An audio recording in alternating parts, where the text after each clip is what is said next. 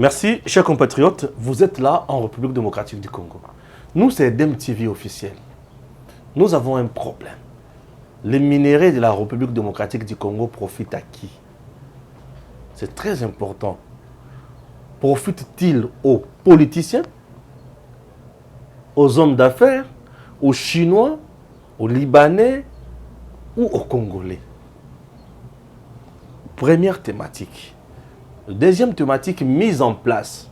Albert Youma, cerveau moteur du régime Kabila à la Gécamine, mise à l'écart. Oui, c'est bien. Solution Ndeyangoana. Albert Youma mise à l'écart, c'est bien. Il a été cité dans un dossier de plus de 200 millions de dollars américains. Chadari avait même menacé la République. Tout celui qui osera toucher Albert Youma, nous allons paralyser ou brûler le pays. Non, il avait dit nous allons paralyser le pays. Oui. Aujourd'hui, Albert Youma mis à l'écart.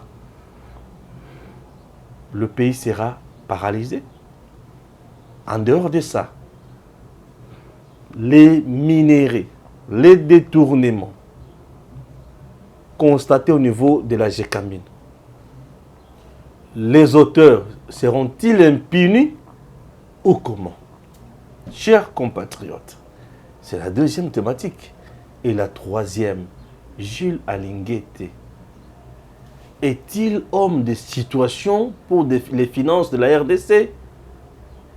Ou c'est juste quelqu'un comme tout le monde? La plupart, il y a des kabilistes et belés.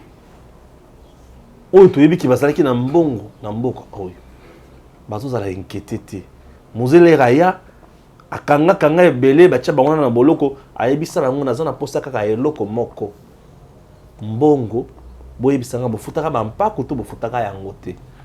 Chers Congolais, nous sommes là pour dénoncer certaines choses et puis proposer, encourager ce qui marche bien. Comme d'habitude, je reçois pour vous Jean-Michel. Jean-Michel, c'est un inspecteur. Vous comprenez? Formé par la Banque mondiale. Il est en République démocratique du Congo. Il a travaillé longtemps, bien sûr, en Nord-Kivu. Aujourd'hui, à Kinshasa, il connaît bien les circuits. J'aimerais ceci. Suivons ce que Jean-Michel va dire du début à la fin. Analysons tous ensemble, froidement, voir sa pêche où il y a l'avancement à quel niveau. C'est très important. Ici, il ne s'agit pas de culte de personne. Nous ne sommes pas là pour incriminer les autres. Mais ceux-là qui seront, bien sûr, dans les droits chemins, seront encouragés car la République démocratique du Congo doit gagner. C'est tout ce qui nous intéresse. Démarrons. Jean-Michel, bonjour. Bonjour mon frère. Tout va bien? Ça va très bien. Vous êtes inspecteur? Oh oui. Inspecteur des finances. Des finances. Oh oui. Moi aussi, je suis le fils d'un inspecteur de travail. Merci beaucoup. Ah ouais. On est une famille. Très bien. Donc, enfant inspecteur, père inspecteur, Oui. bon, ce sont les amis entre les pères, Oui, oui. les inspecteurs. Bon, maintenant là, je suis journaliste.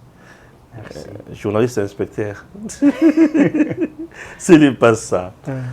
Bon, j'aimerais qu'on essaie un peu. On a démarré. On a démarré, bien sûr. Nous avons déjà démarré. Oui. Nous sommes déjà dans l'émission. Ma façon de présenter, elle est comme ça. Oui. Je suis très calme, très cool, et parfois comique. Mais je suis déjà dans l'émission. Merci Bon, beaucoup. Monsieur Jean-Michel, Oui. les minéraux de la République démocratique du Congo, Oui. les carrés miniers, Oui. prenons la partie Est, puisque vous êtes inspecteur au Nord Kivu, Sud Sud Kivu plutôt. Oui. Dites-nous, les Sud Kivu d'abord, Oui. à combien de carrés miniers que vous connaissez? Ok? Oui. Dans combien de territoires? Oui. Et qui sont les vrais exploitants là-bas? Voilà. Ma première question est à ce niveau-là. Merci beaucoup. Parce que là, c'est votre coin. Merci beaucoup. Ouais. Vous venez de poser une très bonne question. Je vous en remercie infiniment. Merci. C'est que le site Kivu a 8 territoires, est composé de 8 territoires. Le site Kivu lui-même, c'est l'une des 26 provinces de la RDC. Mhm. Il est composé de 8 territoires. Oui. Je vous donne par exemple le cas d'un seul territoire, le territoire de Calais.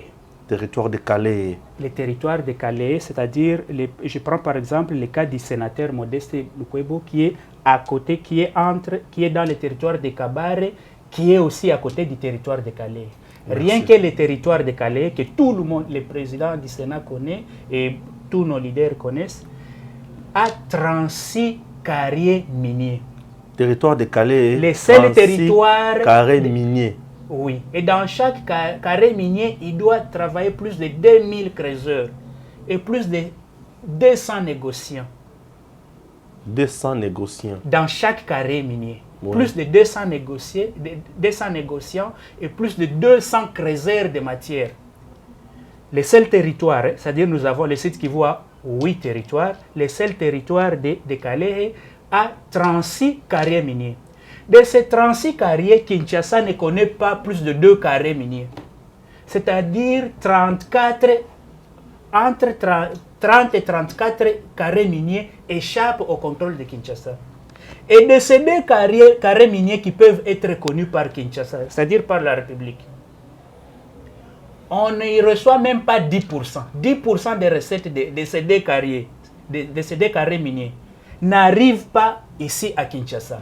C'est-à-dire l'argent entre dans les poches des individus ou bien... Donc, il y a les négociants dans ces 36 carrés miniers sont congolais ou étrangers?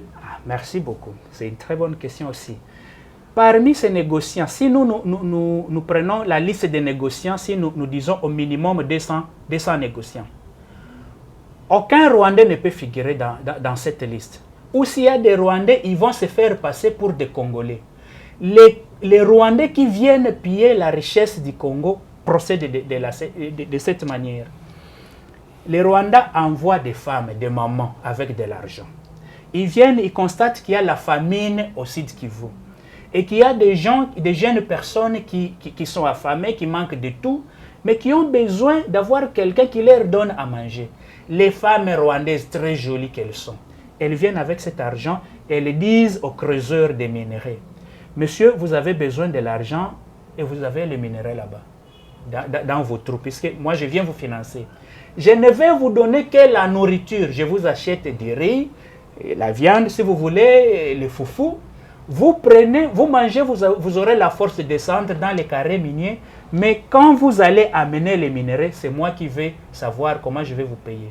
C'est-à-dire de tout ce que vous... Si la matière coûte $1 million, moi je vais vous donner $1000. C'est-à-dire c'est la maman rwandaise qui vient, qui dit au creuseur, les $1000, je ne vais pas vous les donner d'abord comme ça. Je vous achète à manger. Vous descendez après avoir accepté mes conditions. Donc, la maman rwandaise achète la nourriture, le foufou, on prépare, les jeunes hommes mangent. S'il a besoin de $200 pour laisser à sa femme pour dire, si moi je descends là-bas et que le sol tombe sur moi, moi je vais mourir là-bas, au moins donnez-moi quelque chose que je vais laisser à ma femme. Vous, madame, c'est-à-dire la maman rwandaise qui arrive, vous savez très bien que tout ce que je vais amener, c'est entre vos mains que je vais déposer tout ça. La maman rwandaise va accepter, il va dire, ok, pour tout chef de file qui descend là-bas, je donne un minimum de $500. C'est-à-dire, vous prenez l'engagement, tout ce que vous allez amener, c'est pour moi. Et c'est moi qui vais savoir comment je vais vous donner. Si je devrais vous donner 1000, je vous donne d'abord 500, vous laissez à votre famille et je vous fais manger suffisamment. Vous descendez tous les minéraux que vous allez amener. Même si c'est pour 100 millions. Le contrat que nous avions rempli avec vous, c'est 1000. Et c'est à moi d'apprécier si je peux ajouter quelque chose sur le 1000. Quand les minéraux arrivent, le monsieur le creuseur va descendre à 6 heures. Je suis un homme de terrain, je suis un inspecteur de finances, je suis un homme de terrain. Le monsieur va entrer à 6 heures et il peut quitter dans son trou à 18 heures. Mais il va rentrer avec les minéraux. Il va donner à la maman. La maman, devant son creuseur, il va minimiser les coûts. D'abord, on ne va même pas parler des coûts. C'est-à-dire, son problème, c'est de dire...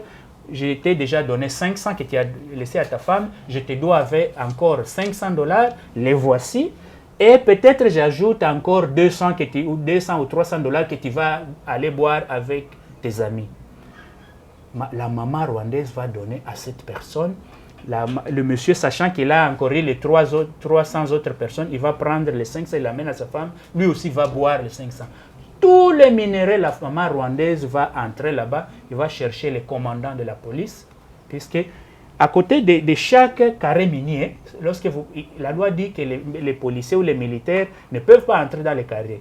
Lorsqu'ils entrent, ils laissent d'abord leur tenue, ils entrent en tenue civile, eux aussi creusent et c'est eux-mêmes qui savent qui amène à son commandant et qui fait quoi. Mais par rapport aux minéraux qui sont donnés à la maman rwandaise, la maman donne les 500 autres dollars qu'il devrait à la personne. Il lui donne aussi 300 pour qu'il boive beaucoup, et qu'il oublie le reste. Maman zui minéraux wana nyoso, a tiango na camion, a foutu quelques colonels. S'il y a un chef de groupement à Lukelier Massanga, puisque tous les chefs de groupement, que personne ne vous trompe, qui n'est pas au courant de la manière du réseau qui est organisé pour faire fuiter nos minéraux. Si ce n'est pas... le chef des groupements ne va pas s'amener lui-même. Il doit envoyer un jeune homme ou une jeune femme pour dire, voici la ration. On appelle ça ration. Allez, lui, il obtient les chefs de poste dans nos territoires, puisque tous les minéraux du Congo, la plupart des fois, je ne sais pas comment, tout se situe dans les différents villages que nous appelons les territoires. On va donner au chef de poste, les chefs de poste qui va donner, les chefs de police qui va avoir son petit truc, mais les Rwandais vont mettre tout ça dans des camions et ça va partir. Quand on arrive quelque part où on trouve des militaires en cours de route qui demandent, qui vont faire la main comme ça pour que les camions stoppent, on prend un billet de 50 $. On donne au commandant militaire qui est là-bas. Les commandants, quand ils regardent, c'est les billets de 50, ok. Il cherche, il donne un 10 aux autres et lui-même prend les 40. Il fait ce qu'il veut de son équipe. Les minéraux passent et c'est comme ça que nos minéraux transitent par. Et souvent, c'est quel type de minéraux?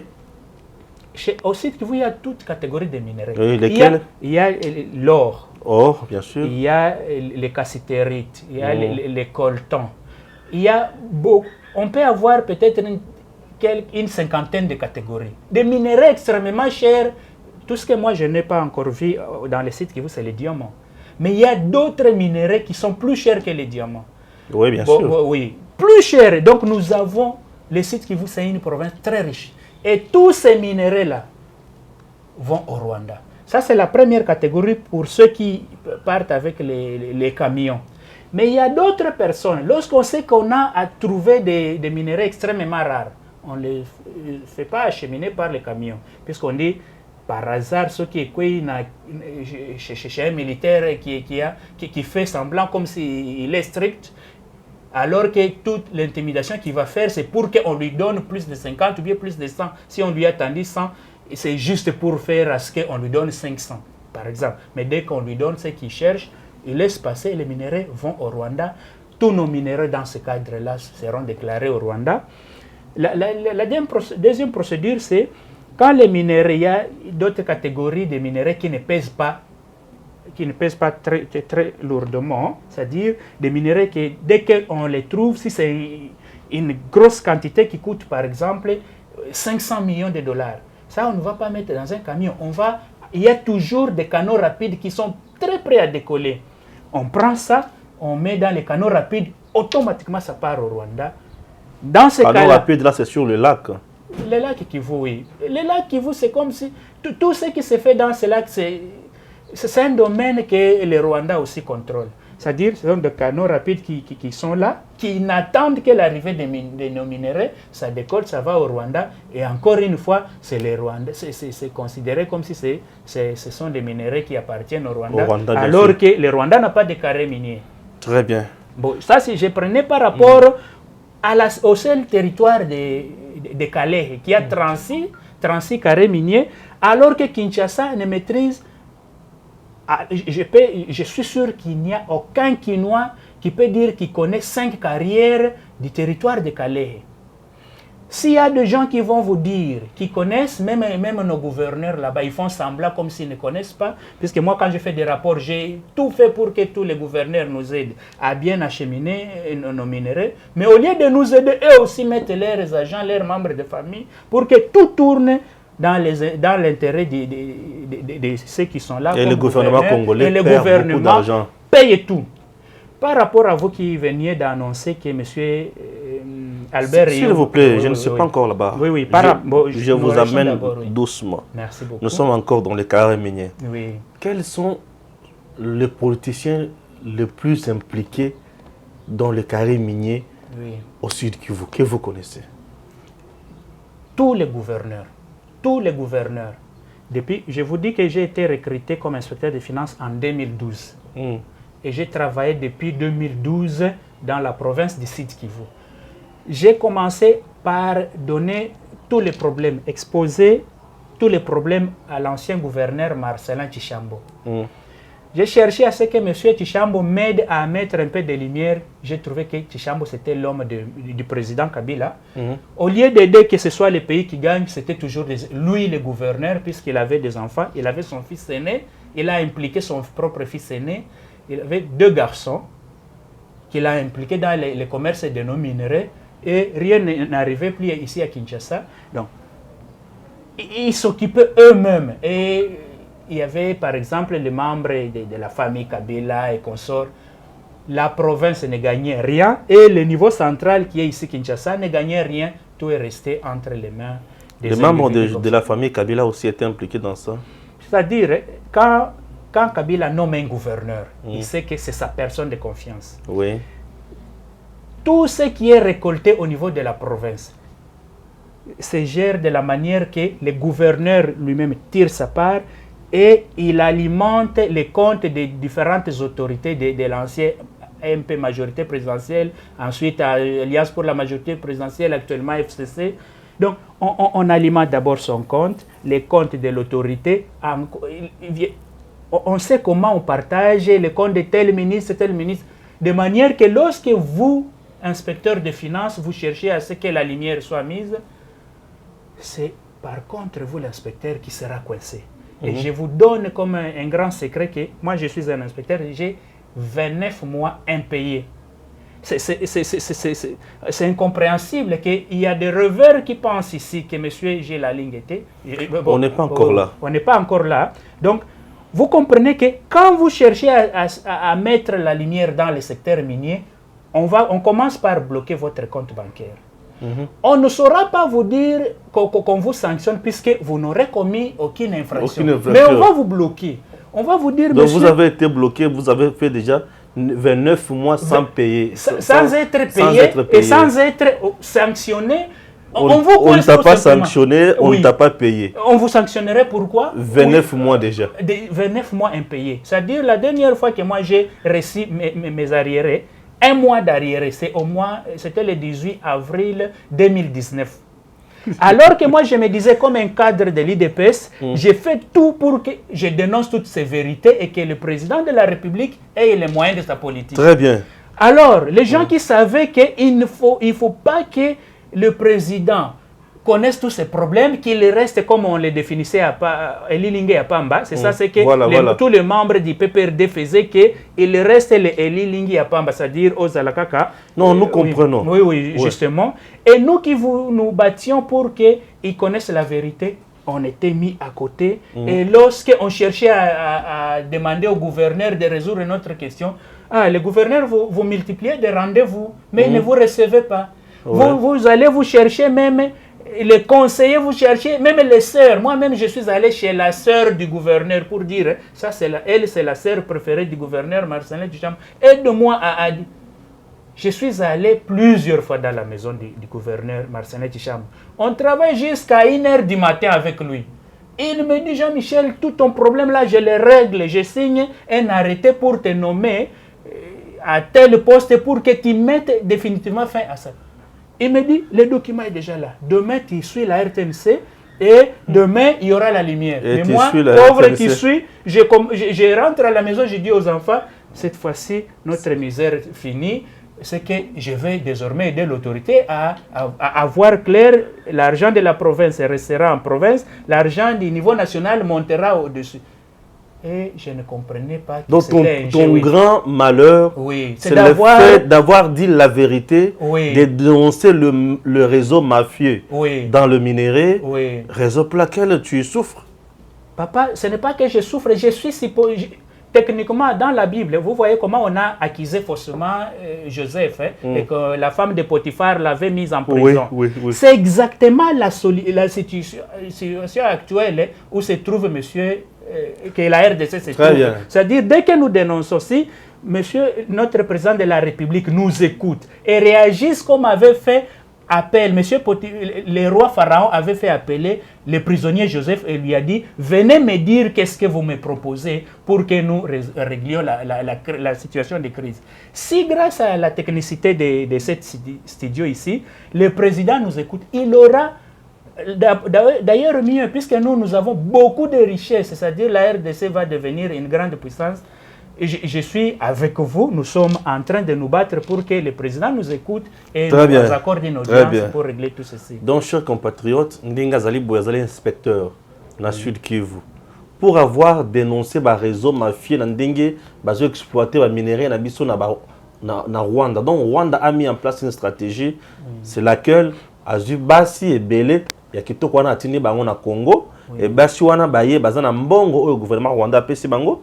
Alors ba koto wana bazu ba jeune babandi ko financer bango pour ba jeune na basala bazolesa bango basala tout. Ça pas ko financer oui. Ba jeune wana basala ka minéraux ba pesa bango et tango zo ya na nzela et comme na nzela policier to soldat azumbo te alika sous 50 balles to $100 alekisi minéraux et minéraux wana ezo ekobimana sur le plan mondial avec le cachet du Rwanda. Regardez comment le Rwanda est devenu grand producteur il y a ba minéraux na biso le Rwanda zana usine ya raffinerie ya or. Pourquoi or wana ezo tawapi na Sud Kivu et talandenge ekindaka. J'espère que vous avez compris. Le jeune, les groupes armés dans le minerai, ces mouvements-là se passent comment? Merci encore une fois. Je vous ai dit que je suis un inspecteur des finances et je suis aussi un expert de la CENI. C'est-à-dire, moi, il m'arrive facilement d'entrer dans tous les groupes armés quand j'y vais dans le cadre des opérations électorales. C'est-à-dire, je vais former les personnels de la CENI, je vais dispatcher, distribuer les kits et montrer à tous nos techniciens comment on organise les élections, la formation et consorts, conscientiser les membres de la société civile. Tout ce travail-là me permet de foncer là où personne d'autre ne peut accéder au niveau de nos groupes armés, puisque tous nos groupes armés acceptent que les kits de la CENI, par exemple, entrent, qu'on les enrôle comme des Congolais, et qu'à la fin, ils continuent ce qu'ils sont en train de faire, mais que tout le monde sache que tout le monde est sécurisé, puisqu'ils sont ce qu'ils sont, mais ils ont des cartes d'électeurs. Voilà. Donc, moi, j'ai fréquenté ces gens-là, mais par rapport à la question que vous venez de poser pour dire comment ils font les membres de ces groupes armés par rapport à la gestion des minerais, c'est que ces gens sont intelligents, ils savent que les minerais est très important. À l'extérieur de chaque carrière minier, la loi dit aucun militaire ne peut entrer dans un carré minier. Mais les policiers savent que ceux qui n'ont pas été lamba n'a commis policier ou bien n'a commis militaire. Ceux qui n'ont pas été lamba n'a commis civil. Puisque dans l'entrée du carrière minier, on connaît qui est soldat et qui n'est pas soldat. Mais quand on y est en tenue civile, tu es civil. Tu entres, tu creuses. Ils savent à qui ils donnent. Leur problème, c'est de faire que, comme je venais de vous dire, quand on leur donne à manger, on vous donne un $500, ou bien on vous donne combien vous achetez la nourriture, allez,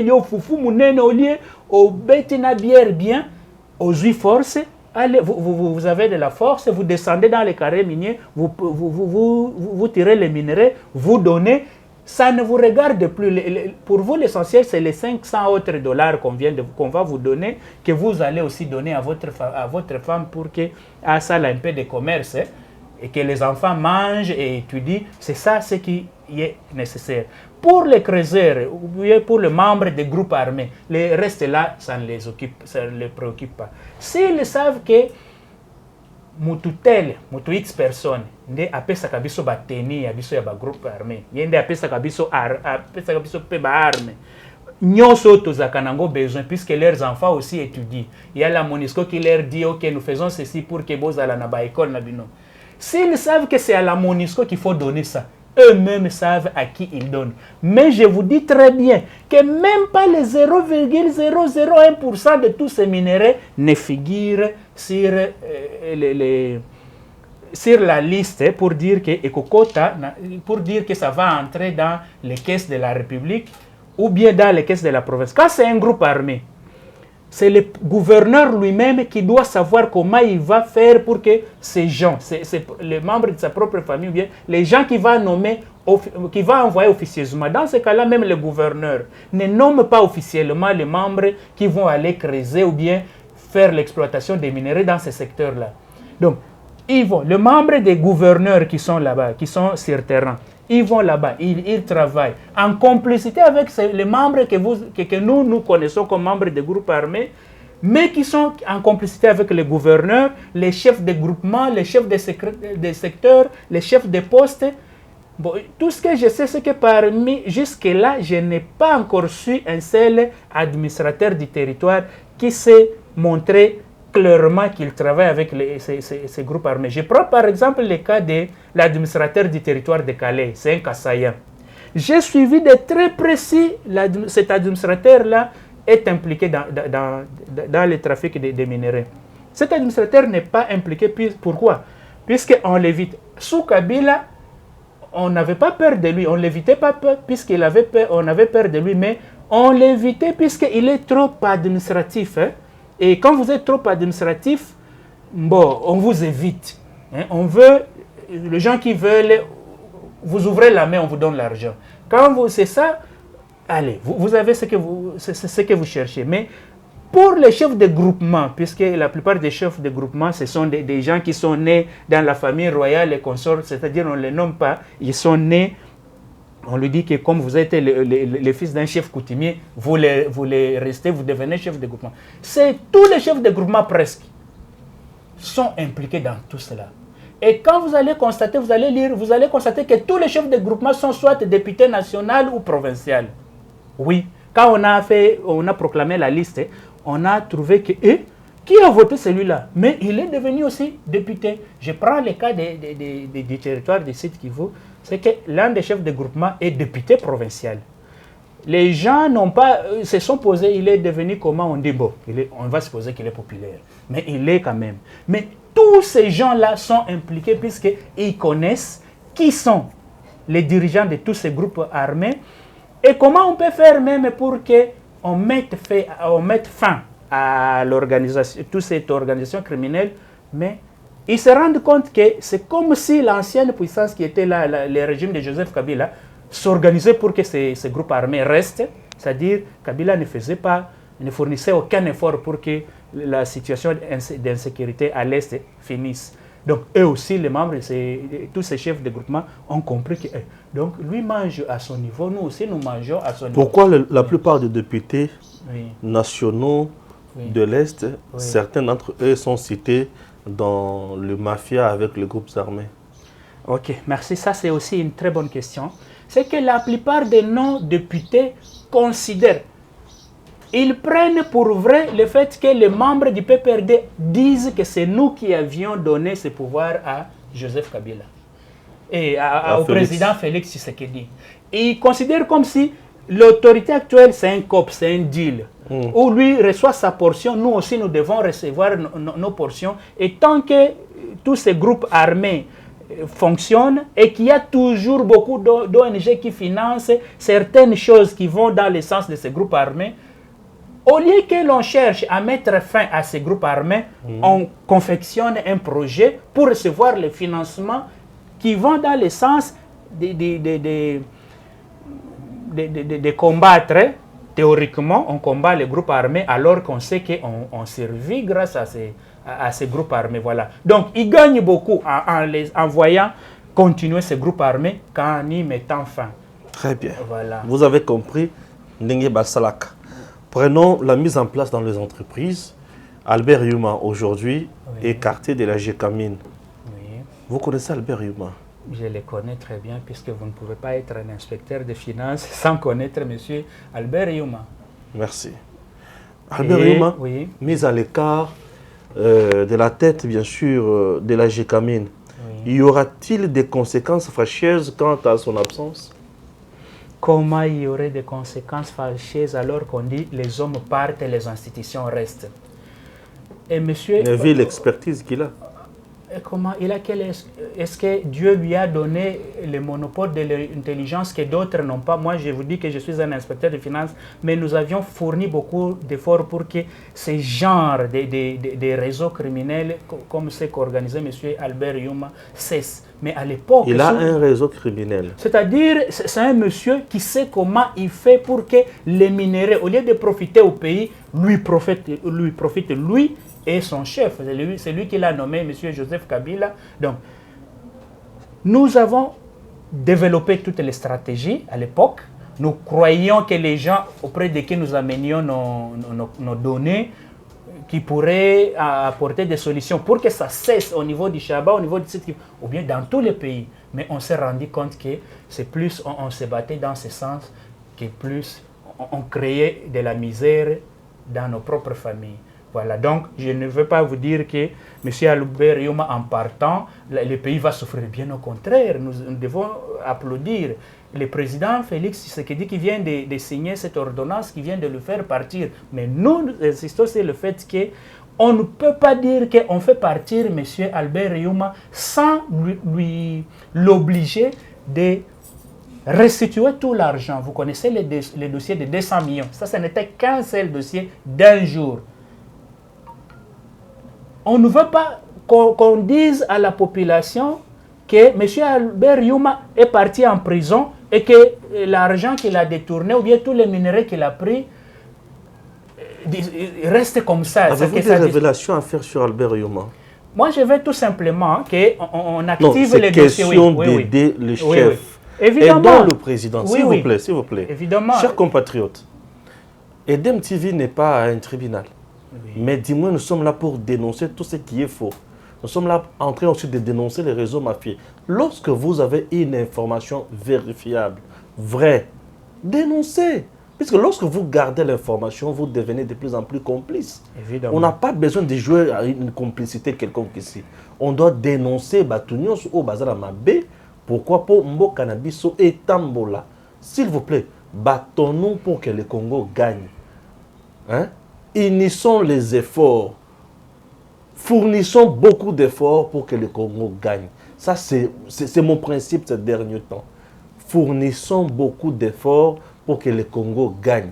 Si vous ne fournissez pas assez d'efforts pour que le Congo gagne, vous êtes complice, vous êtes collabo. Oui. On n'a plus besoin de collabo chez nous. Oui. Nous devons fournir beaucoup d'efforts pour que le Congo gagne. Aider le pays à comprendre la vérité. Monsieur Albert Youma, que vous dénonciez, vous venez de dire que c'est juste un dossier dans lequel il est cité et affaire détournement de 100 millions. Connaissez-vous d'autres dossiers? Faites-nous des révélations qui vont quand même aider le pouvoir à aller de l'avant. Merci beaucoup. Tout le monde sait que l'IGF a beaucoup de dossiers sur M. Albert Youma. Quelle est la procédure qui s'est faite? Les dossiers, je m'adresse à vous, M. Jean-Michel. Évidemment. Mettons l'IGF de côté. Vous êtes inspecteur. Qu'est-ce que vous connaissez sur ce monsieur-là? Et dans le pays. Évidemment. Je vous dis, M. Albert Youma sait très bien et tout le pays sait. Moi et vous savons qu'il y a ces dossiers-là de 100 millions. Oui, ça nous connaissons. Nous sommes obligés de poursuivre la procédure et de le faire rapidement pour que tout cet argent rentre dans les caisses du Trésor. Nous sommes obligés de prendre tous les autres dossiers puisqu'il y a eu plusieurs enquêtes qui ont été dépêchées au niveau de la GECAMIN. Mais au lieu que les conclusions soient rendues publiques, on en a fait un secret comme si l'argent du pays devrait subir, je ne sais pas comment.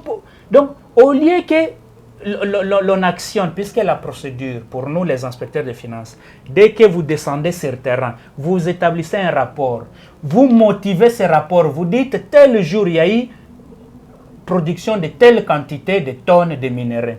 Ces minéraux coûtaient autant. Au lieu que ça profite, par exemple, au lieu que ça aille dans telle direction, M. Albert Youma les a détournés. Tous ces rapports-là figurent au niveau de l'IGF. Et M. Ngeti, puisque nous sommes obligés de dire tous les noms plus tôt, Monsieur Gilles Lalingue, tu ne peux pas refuser qu'au niveau de l'IGF, il y a plusieurs enquêtes qui ont été dépêchées au niveau de l'IGF. Comme la personne n'est plus là, on ne va pas fermer un œil. C'est le moment d'activer tous ces dossiers-là pour amener M.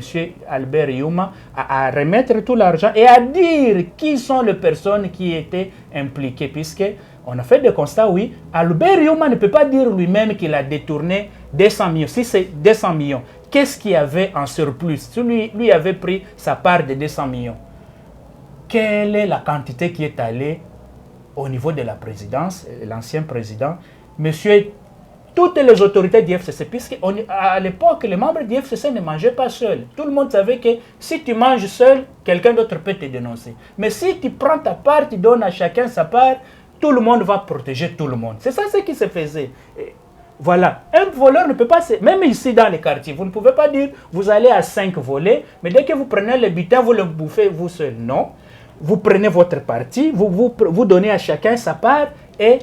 Donc, nous, on veut amener Albert Youma à nous dire la vérité, puisqu'à un moment donné, il a donné une image comme s'il voulait coopérer.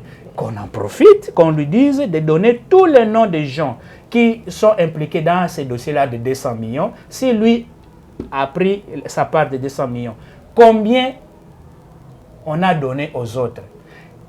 Avant lui, c'était comment? Qui sont les gens qui étaient impliqués avant lui et qui sont les gens qui étaient... À part lui, puisque si M.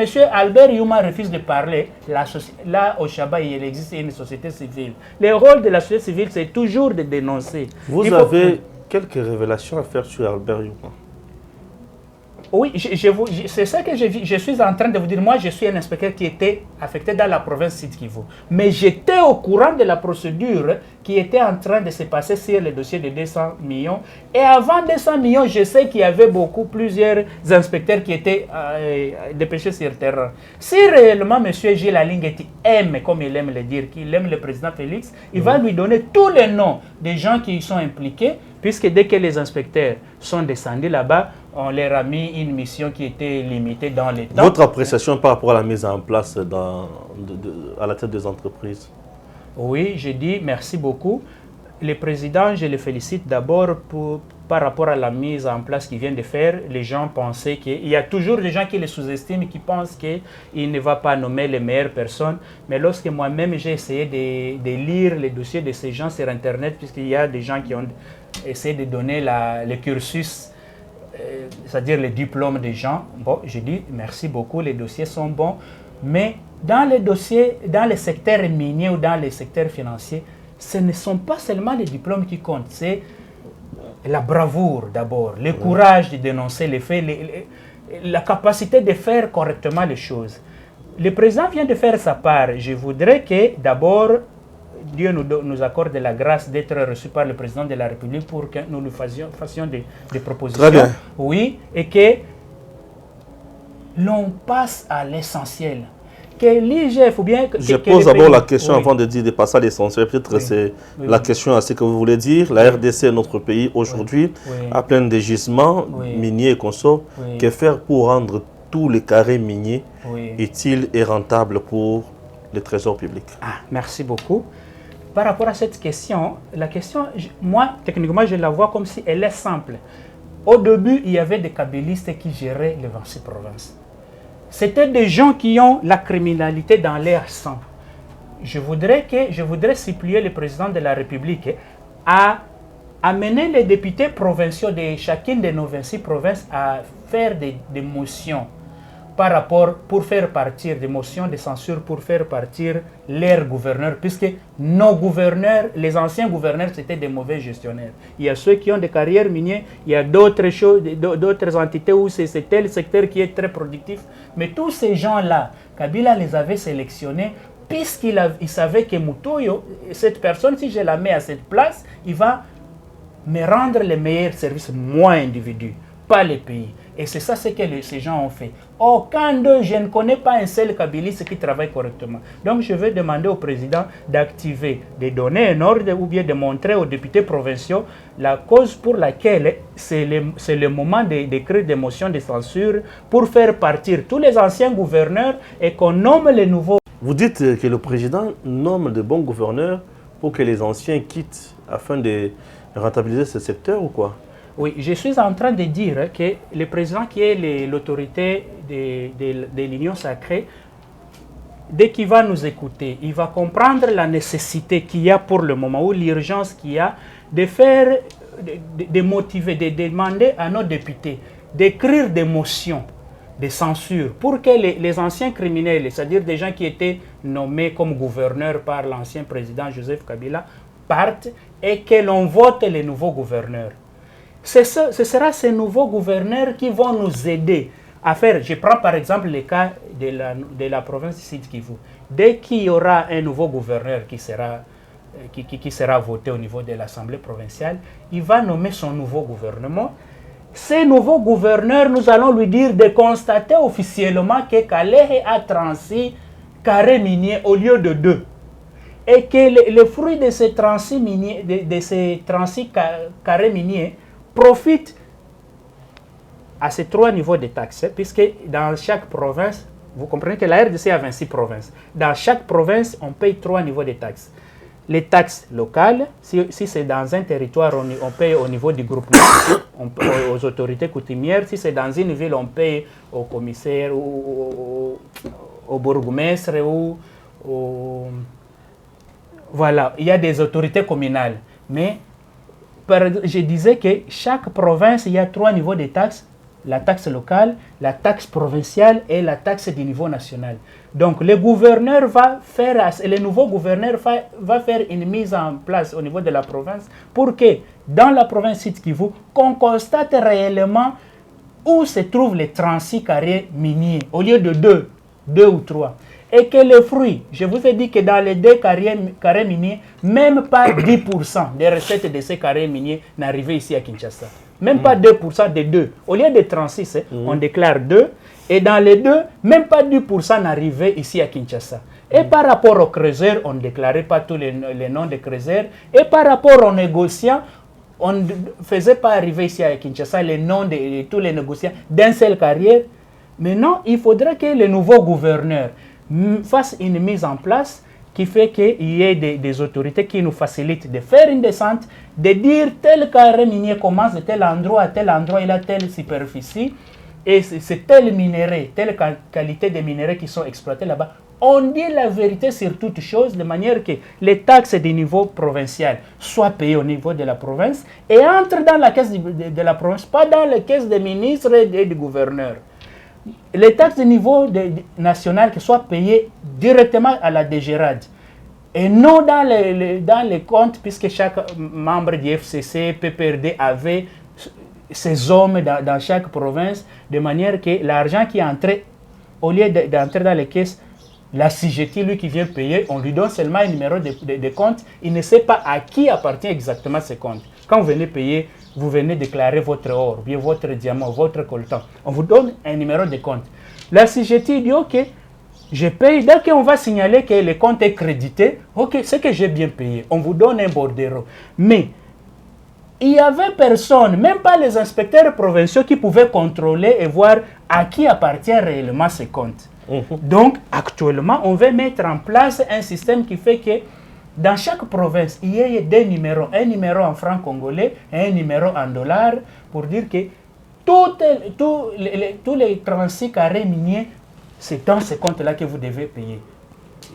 Des comptes pour le niveau national, des comptes pour le niveau provincial, de manière à ce que rien n'échappe. Et si jamais quelqu'un essaye de faire à ce que ça passe à côté, automatiquement, à la même seconde, on active la police pour que la personne soit arrêtée et tous ces biens vendus aux enchères. C'est ce que demande la loi. Donc la loi est très claire sur tous les aspects, mais c'est la mise en pratique qui était difficile, qui n'était pas effective, puisque les anciennes autorités, l'ancien réseau criminel de Joseph Kabila ne voulaient pas que la transparence soit au jour. Maintenant, actuellement, c'est ça ce que nous sommes en train de chercher. L'autorité nous écoute et accepte que nous activions ces réseaux financiers, fiscaux, qui fait que chaque province déclare la vérité et tout argent qui est payé au niveau de la province entre dans les caisses de la province et sert la province, c'est-à-dire à la construction des routes de la province. Puisque même si l'argent arrive ici à Kinshasa,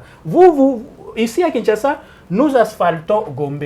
Mais les élections dans toutes ces provinces, comment ça va se passer si l'argent de chaque province ne commence pas à construire la même province? Donc, nous avons un schéma de manière que si l'autorité donne son accord seulement, le même jour, on active cela et on va voir que nos recettes vont varier entre 50 et 150 milliards, contrairement aux 10 milliards que les gens parlent. Merci.